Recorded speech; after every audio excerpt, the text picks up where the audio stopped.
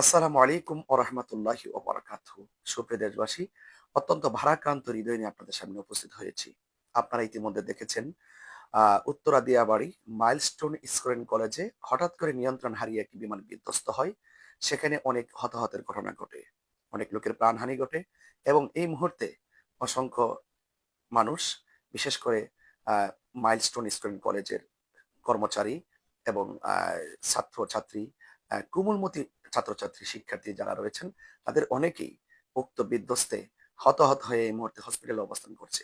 তাদের শরীর ঝলসে গিয়েছে। আর্তচিৎকারে হসপিটালগুলো ভারী হয়ে আছে।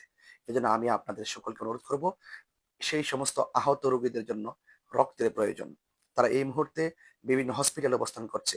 বিশেষ করে Dhaka medical college, Kurmitola general হাসপাতাল, উত্তরা আধুনিক মেডিকেল কলেজ, বাংলাদেশ কুয়েত মৈত্রী হাসপাতাল, Uttara women's medical college, Mansur Ali medical college, এবং উত্তরা দিয়াবাড়ির আশেপাশে যে সমস্ত লোকাল হসপিটালগুলো আছে, সেখানেও তারা তাৎক্ষণিকভাবে সেখানেও তারা গিয়েছেন। এবং আপনাদের সকলকে অনুরোধ করব, উত্তরা দিয়াবাড়ির আশেপাশে যারা আছেন, আপনারা দ্রুত ঢাকায় যে যেখানে আছেন, যেভাবে আছেন, আত্মীয়স্বজন যারা আছেন, আপনারা সবাই সেই হতাহত ব্যক্তিদের রক্ত দেওয়ার জন্য আপনার হসপিটালে দ্রুত চলে আসুন।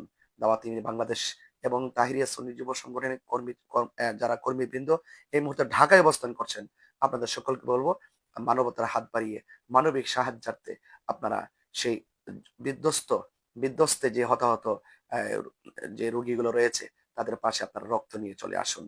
রক্তের সন্ধানে ব্রাহ্মণবাড়িয়া সহকারে যারা যেখানে রক্তের গ্রুপ নিয়ে যারা বিভিন্ন রক্তদান করে থাকেন, আপনাদেরকেও বলবো আপনারা দ্রুত সেই সমস্ত হসপিটালগুলোতে আপনারা চলে আসুন।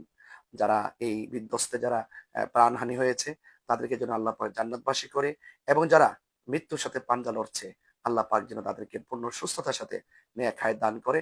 পাশাপাশি যারা প্রতিবেশী এবং আত্মীয় স্বজন যারা রয়েছেন, তাদের সকলকে যেন আল্লাহ পাক ধৈর্য ধারণ করার তৌফিক দান করে।